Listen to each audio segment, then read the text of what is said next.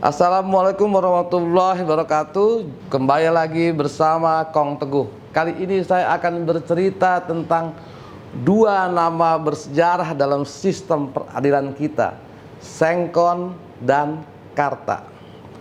Akhir-akhir ini, atau dalam beberapa hari terakhir, dua nama ini banyak dibicarakan di media sosial. Seorang penyair membacakan sajaknya tentang Sengkon dan Karta, dan banyak orang terenyuh dengan dengan syair-syair dalam sajak itu. Sesuatu yang kemudian luar biasa. Oke, dan juga kemudian banyak orang menarasikan kembali tentang Sengkon dan Karta. Kong Teguh akan mencoba menarasikan kisah Sengkon dan Karta, tetapi kemudian tidak hanya itu. Kenapa kemudian kasus Sengkon dan Karta terulang 3 kali di pergantian abad? Saya akan memulai kisah Sengkon dan Karta. Seperti banyak dinarasikan, kisah ini bermula dari perampokan di sebuah rumah pemilik warung pada November 1974 di Desa Bojongsari, Bekasi. Pemilik warung Sulaiman dan Siti Haya tewas dalam perampokan itu. Ketika keduanya dibawa ke rumah sakit, Siti Haya dalam keadaan sekarat menyebut dua nama, Sengkon dan Karta. Dari situlah kemudian warga melapor ke polisi.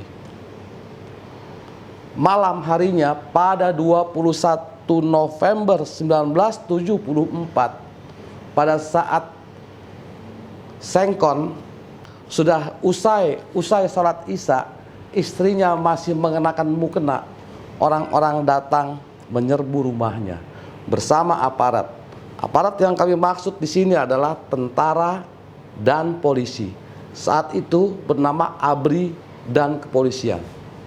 Sengkon dan Karta diseret dari rumahnya, dilempar ke atas truk. Kemudian diadakanlah pemeriksaan. Maka sejak saat itu Sengkon dan Karta sudah menjadi tersangka.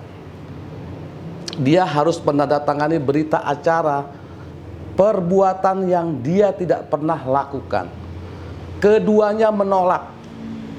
Tetapi yang terjadi adalah dia disiksa, dipukulin sampai berdarah-darah segala macam, yang membuat dia terpaksa menandatangani berita acara pemeriksaan.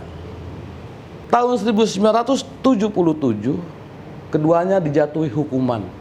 Sengkon divonis 12 tahun, Karta 7 tahun. Perbedaan hukuman ini menurut majelis hakim karena Sengkonlah yang melakukan pembunuhan kedua suami istri, Karta hanya membantu.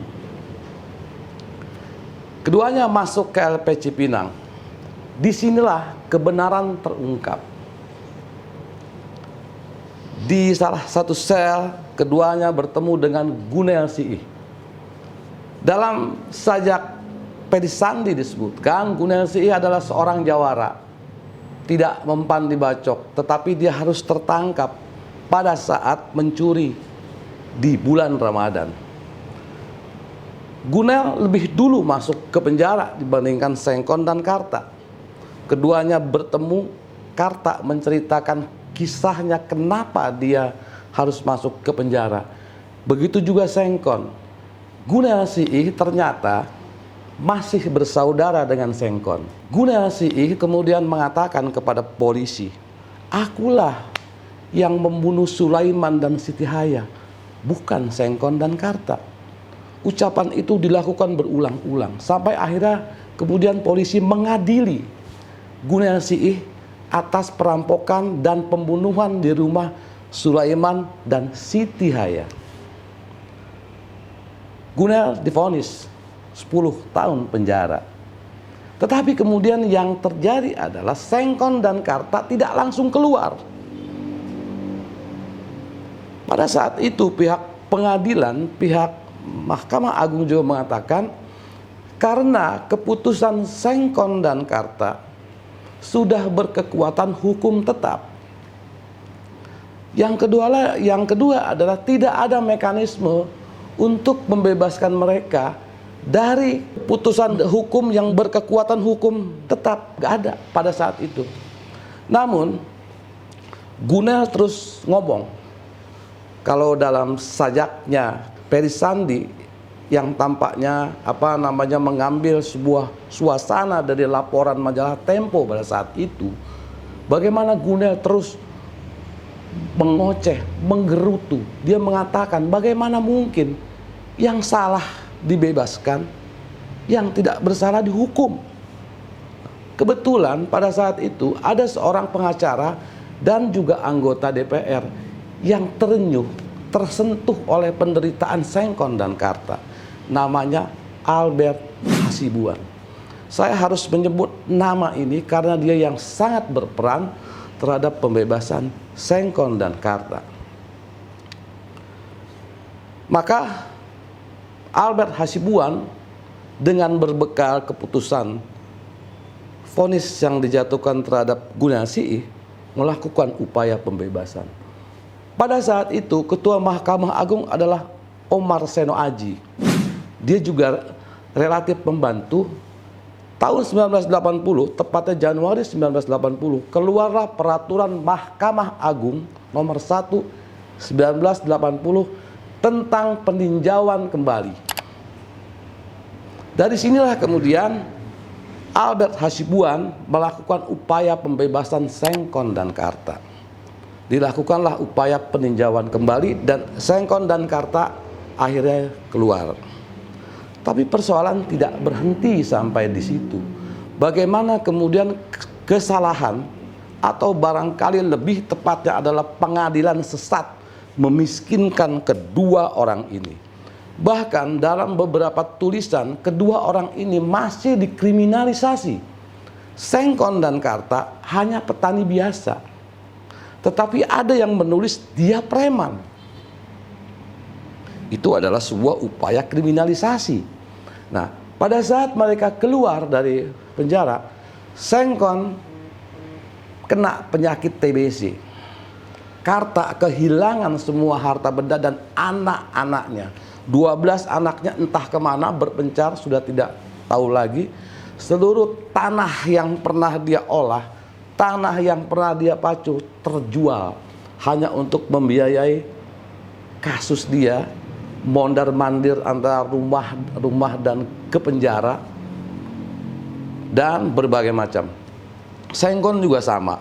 Semuanya kemudian dimiskinkan oleh sebuah pengadilan sesat pada saat itu.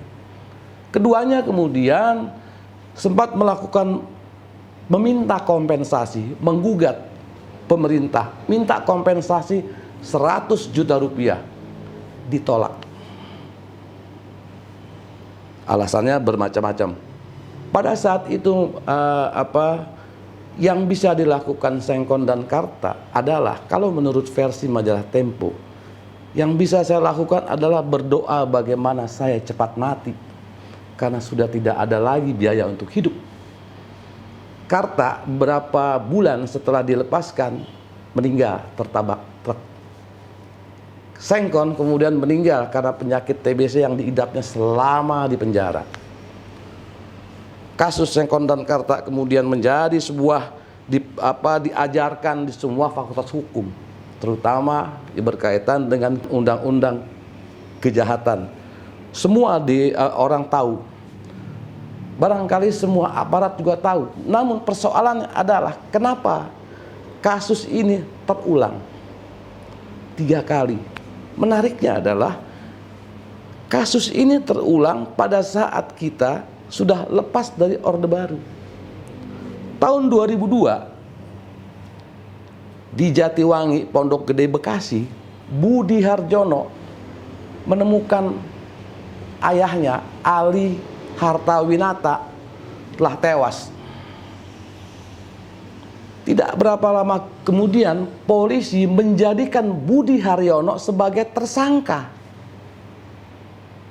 Polisi mengarang sebuah cerita, merekayasa sebuah cerita bahwa Budi Haryono kesal melihat ayahnya memukul ibunya, dan dia kemudian membunuh ayahnya. Ayahnya adalah seorang pemilik toko bangunan bernama Trubus, cukup terkenal pada saat itu.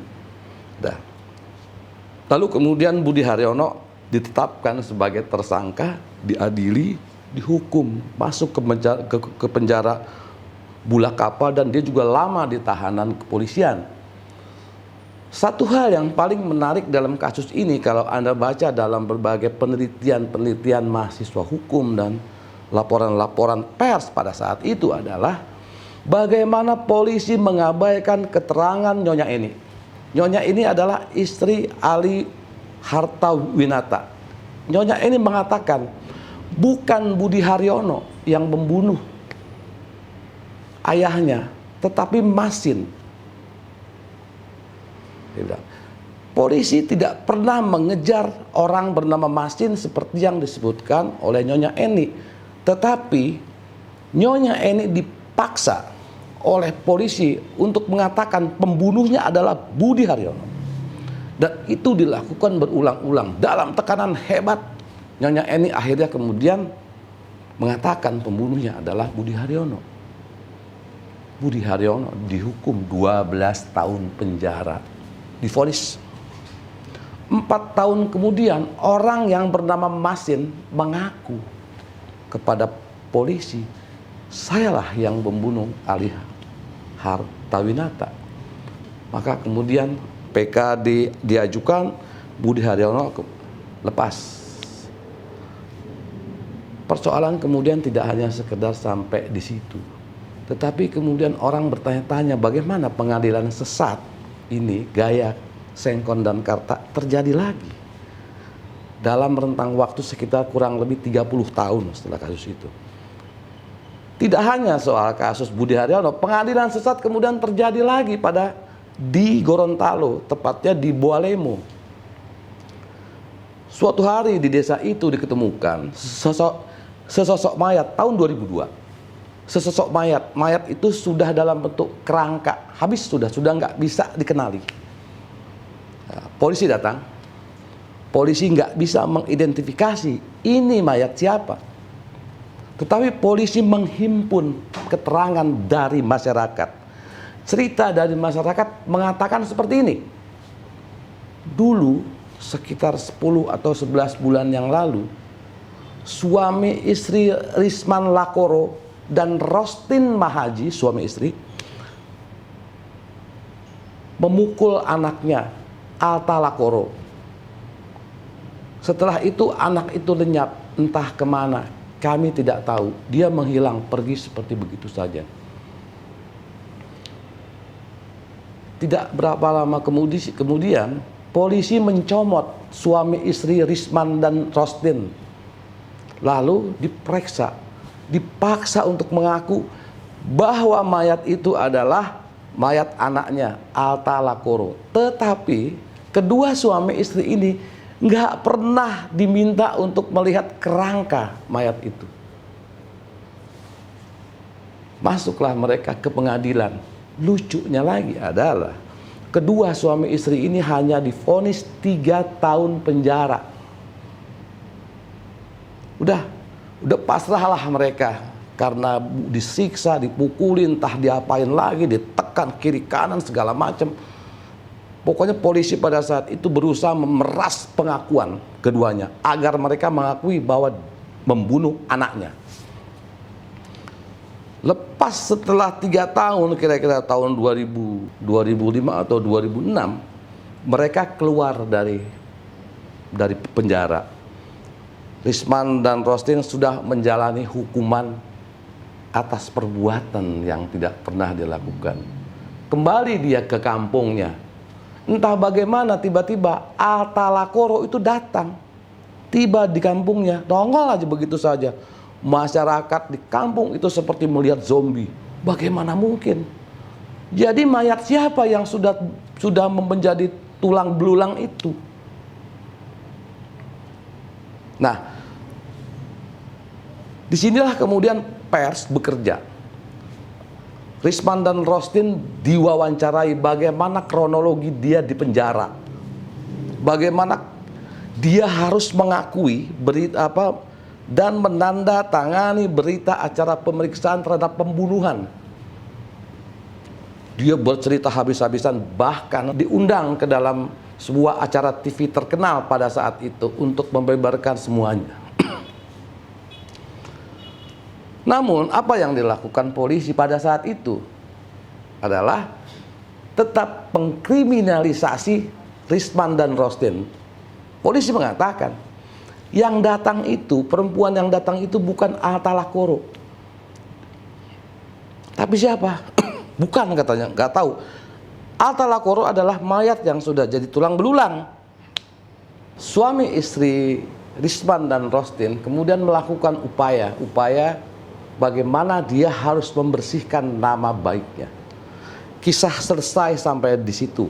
Wartawan seolah-olah tidak tertarik lagi untuk melanjutkan kisah keduanya. Yang ketiga adalah barangkali ini yang cukup menarik karena berkaitan dengan sebuah kasus pembunuhan berantai yang dilakukan oleh Rian, yang dikenal juga sebagai Rian Jombang. Saya mulai dengan seperti begini. Tahun 2007, sekitar September 2007, diketemukan sesosok mayat di ladang tebu. Hancur, mayatnya sudah tidak bisa dikenali. Mayat itu dibawa ke rumah sakit Jombang. 2 hari kemudian, tanggal 1 Oktober 2007, seorang bapak datang ke rumah sakit. Ditanya sama polisi, "Bapak mau ngapain?" "Saya mungkin bisa mengenali jenazah itu karena anak saya, M. Asrori, sudah lama tidak pulang dan saya tidak tahu di mana dia berada."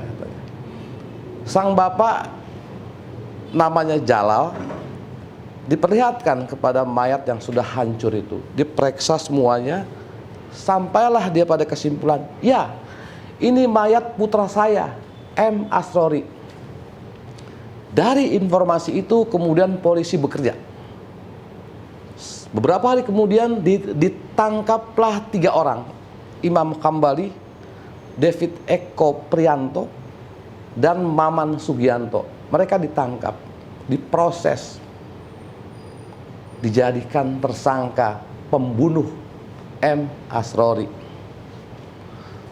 Seperti biasa, cerita ketiganya yang kemudian keluar kepada pers adalah bagaimana polisi memaksa ketiganya untuk menandatangani berita acara. Polisi menggunakan segala cara untuk memeras pengakuan bahwa mereka adalah pembunuhnya. Tidak tahan oleh semua yang dilakukan polisi, mereka menandatangani berita acara pemeriksaan. Masuk ke pengadilan, divonis. Imam Hambali divonis 12 tahun, David Eko dan Maman Sugianto 7 tahun keduanya. 2008, Jawa Timur digemparkan oleh penangkapan Rian Jombang, pembunuh berseri. Dalam pengakuannya, Rian mengatakan 10 mayat korbannya dikubur di belakang rumah orang tuanya. Dia menyebut nama-nama korban itu. Salah satu nama korban itu adalah M. Asrori. Gemparlah semuanya. Polisi lalu kemudian melakukan penggalian, dan untuk memastikan bahwa pengakuan Rian Jombang adalah benar, diadakan tes DNA. Ternyata benar, DNA Jalal dengan DNA M. Asrori cocok. Pertanyaannya kemudian adalah siapa mayat yang diketemukan di ladang tebu? Akhirnya kemudian polisi menemukan siapa nama mayat itu sesungguhnya dan pembunuhnya. Seperti biasa, lalu diadakanlah kemudian diupayakan mekanisme PK, peninjauan kembali, kemudian keluar. Imam Hambali bebas, Maman Sugianto dan David Eko bebas.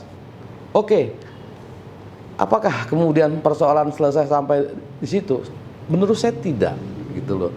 Bagaimana mungkin setelah tahun 2000, setelah reformasi, terjadi 3 kasus pengadilan sesat. Menariknya adalah ketiganya relatif sama, yaitu tersangka tidak pernah tidak ditemani oleh pengacara. Mungkin kalau ketiganya ditemani pengacara, persoalannya akan lain. Gitu. Polisi mungkin tidak akan melakukan penyiksaan yang luar biasa agar orang mengaku. Oke, lalu kemudian kita juga harus bertanya-tanya lagi, bagaimana mungkin kasus serupa dalam rentang waktu 50 tahun terjadi 4 kali. Pengadilan sesat itu seolah berulang terus. Nah, namun sebelum itu saya harus menceritakan sedikit apa yang disebut dengan peninjauan kembali. Dulu pada zaman Hindia Belanda ada yang disebut dengan hernissing van arresten en ennissen. Itulah yang disebut dengan peninjauan kembali.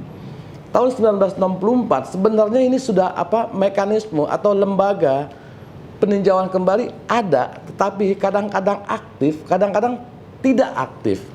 Pada saat kasus Sengkon dan Karta, lembaga peninjauan kembali tidak aktif. Barulah kemudian ketika Sengkon dan Karta meledak-ledak begitu, kemudian membuat semua aparat pengadilan malu, PK atau peninjauan kembali dihidupkan lagi lewat peraturan Mahkamah Agung nomor 100 tahun 1980. Terus sampai saat ini diaktifkan mekanisme PK. Menurut saya menjadi tidak efektif adalah ketika kemudian terjadi pengulangan kasus yang sama. Sebagai perbandingan begini, kalau di Amerika mungkin kita kenal namanya Miranda warning atau Miranda right. Jadi, yaitu ketika seseorang ditangkap, polisi harus membacakan hak-haknya. Kamu ditangkap, kamu berhak diam, apapun yang kamu bicarakan di sini akan digunakan untuk melawan kamu di pengadilan. Kamu berhak ditemani pengacara. Itulah Miranda warning. Miranda adalah nama seseorang, Ernesto Miranda. Dia ditangkap, tidak dibacakan hak-haknya. Pada saat di pengadilan, pengacaranya mengatakan pengadilan ini nggak sah, sebab polisi tidak membacakan hak-haknya pada saat dia ditangkap.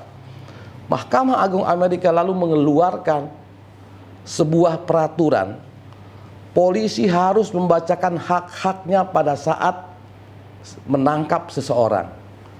Peraturan itu untuk mengenang kasus Miranda disebut Miranda warning atau Miranda right. Saya membayangkan PK menggunakan nama Sengkon dan Karta. Barangkali kita semua jadi ingat. Bisa misalnya Sengkon dan Karta warning, Sengkon dan Karta right, atau Sengkon Karta right. Itu agar setiap orang mengingat itu. Agar setiap aparat hukum, aparat kepolisian ketika melakukan penyidikan atas suatu perkara pembunuhan, mengingat kasus Sengkon dan Karta tidak boleh terulang. Di Amerika kita mengenal istilah begini, lebih baik membebaskan orang bersalah ketimbang menghukum orang tidak bersalah. Menghukum orang tidak bersalah itu adalah tindakan keji. Tidak menghukum orang bersalah adalah kelalaian. Itulah yang kemudian pelajaran dari Sengkon dan Karta yang seharusnya kita petik agar kelak tidak ada lagi kasus-kasus Sengkon dan Karta berikutnya. Cukup Sengkon dan Karta, Budi Haryono, Risman dan Rostin, dan kemudian kasus Imam Hambali, David Eko, dan Maman Sugianto. Cukup itu saja. Tidak boleh, haruslah tidak boleh ada kasus-kasus berikutnya seperti Sengkon dan Karta.